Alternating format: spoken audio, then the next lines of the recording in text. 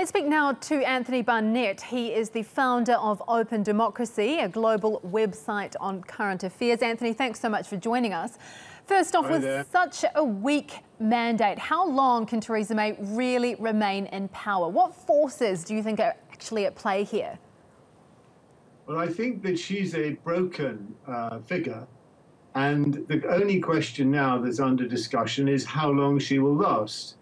And the Tories are very ruthless, so it is quite possible that she will go in the next few days. In other words, do they want to start the negotiations over Brexit, which are extraordinarily important, and then discover that in the middle of that, they've got to have a leadership contest for the Conservative Party?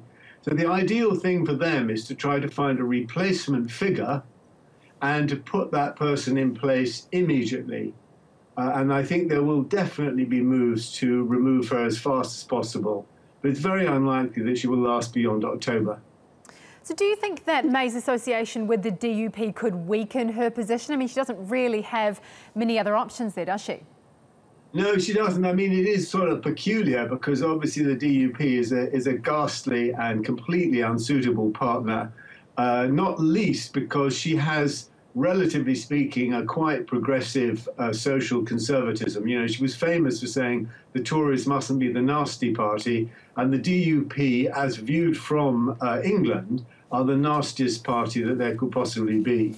So, and also it's a very unsuitable party in terms of negotiating over the Irish border, which is a crucial factor very early in the Brexit discussions.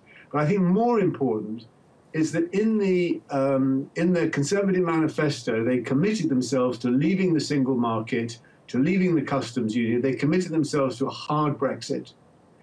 And they put that to the public. And even though the Labour Party actually supported, said we have to go ahead with Brexit, the fact is that the Labour didn't support her leaving the single market, and the Conservatives have been defeated. They've been turned down by the popular vote. So that's the real problem. They've got to start to renegotiate how they deal with the European Union, and Theresa May is not a suitable position for that. Well, that brings me to my next point. You think that Theresa May might not even last a week. How is this going to impact Brexit talks, do you think?